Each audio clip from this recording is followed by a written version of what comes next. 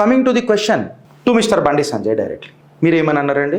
ఎవరెవరైతే ఇండ్లు ఉన్నారో వాళ్ళని వదిలిపెట్టా మోడీ గారి శిష్యులు. మరి మోదీ గారేమో వెస్ట్ బెంగాల్లో గెలిచిన తర్వాత మోదీజీ మాకు బదలా కావాలా అని చెప్తే బదలా కాదు బదలావ్ తీసుకురావాలా అని చెప్పి పెద్ద మనిషి మాట్లాడుతుంటే ఆయన శిష్యుడు అని చెప్పుకుంటున్న బండి సంజయ్ ఎవ్వండి వదిలిపెట్టా అని చెప్పి డమ్కీలు ఇస్తున్నారా?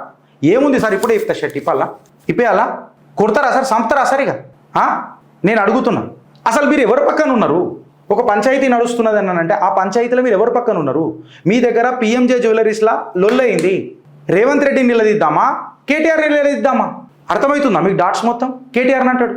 ఇప్పుడు ఆయన ఇంకొక మాట మాట్లాడిండు. ఏందనంటే ఈ కేసు సంఘటన కొంచెం మీకు తెలియాలా చెప్తున్నాయినండి. ఫస్ట్ పాయింట్ అసలు ఫోటోలు చూపించి బ్లాక్ ఇట్లా ఇగో ఎంజాయ్ చేసిన అనే ముచ్చట వచ్చిందా లేదా? సోషల్ మీడియాలలో తిరుగుతుందా లేదా?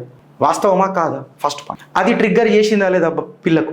తల్లిదండ్రులను ఒప్పించుకుందా లేదా పిల్ల? Second point. థర్డ్ పాయింట్, ఇది తెలియంగానే నిర్మల్లో ఒక కంప్లైంట్ ఫ్లోట్ అవుతుంది ఫ్రెండ్స్.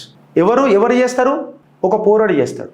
నేను ఇప్పటికీ వాడు మేజర్ అయినా వాడి పేరు చెప్తలేను. నీ తల్లిదండ్రులు తల్లడిల్తారని, అరే నువ్వు చూస్తున్నావు ఈ షో నాకు తెలుసు, నీ జాడ నాకు తెలుసు, నీ తల్లిదండ్రుల మీద ఉన్న గౌరవం నీ పేరు ఆపుతున్నది నాకు.